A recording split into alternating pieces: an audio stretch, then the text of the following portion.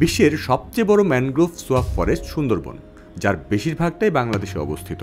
এই সুন্দরবনে আছে পৃথিবীখ্যাত রয়্যাল বেঙ্গল টাইগার। তাই প্রতি মৌসুমে অসংখ্য ট্যুরিস্ট, ওয়াইল্ড লাইফ ফটোগ্রাফার বাঘ দেখতে বা বাঘের ছবি তুলতে সুন্দরবনে যান, কিন্তু তাদের প্রায় সবাইকে ফিরে আসতে হয় ব্যর্থ হয়ে। কারণ সুন্দরবনে বাঘ সাধারণত মানুষের সামনে আসে না।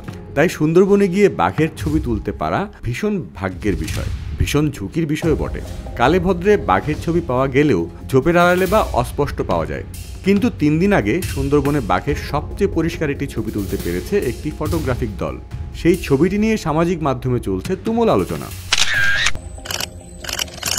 সুন্দরবনের জামতলা ওয়াচ টাওয়ার এলাকা থেকে রয়্যাল বেঙ্গল টাইগারের এক দুর্লভ ছবি ধারণ করেছেন ফটোগ্রাফাররা।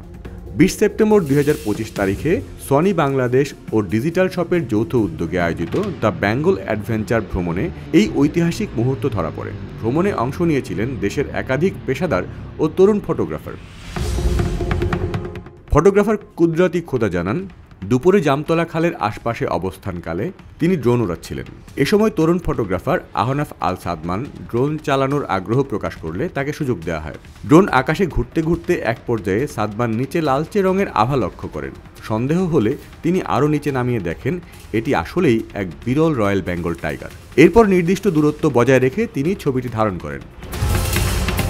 ড্রোনে ধরা পড়া এই ছবিটি মুহূর্তেই ভ্রমণ সঙ্গীদের মধ্যে উত্তেজনা ছড়িয়ে দেয়। যারা দীর্ঘদিন ধরে সুন্দরবনে গিয়েও বাঘ দেখার সুযোগ পাননি, তাদের কাছে এটি ছিল স্বপ্ন পূরণের মতো অভিজ্ঞতা। ছবি ও ভিডিও পরে সামাজিক যোগাযোগ মাধ্যমে ছড়িয়ে পড়লে ব্যাপক সাড়া ফেলে। তবে এ নিয়ে কিছু সমালোচনা হয় ড্রোন ব্যবহারের কারণে। এ প্রসঙ্গে ফটোগ্রাফার কুদরতি খোদা ফেসবুক পোস্টে জানান, বন বিভাগের অনুমতি নিয়েই ড্রোন ব্যবহার করা হয়েছিল। তাদের মতে প্রকৃতির সঙ্গে সামঞ্জস্য রেখে ছবি ধারণ করাই মূল উদ্দেশ্য ছিল এবং এতে কোনো ক্ষতি হয়নি। ফটোগ্রাফার কুদরতি খোদা বলেন, এই ধরনের মুহূর্ত তরুণ প্রজন্মের জন্য অনুপ্রেরণা হয়ে থাকবে। সমালোচনার বদলে এদের সাফল্যকে স্বীকৃতি দিলে ভবিষ্যতে বাংলাদেশের বন্যপ্রাণী ও প্রকৃতি বিশ্বের কাছে আরও ইতিবাচকভাবে উপস্থাপন করা সম্ভব হবে।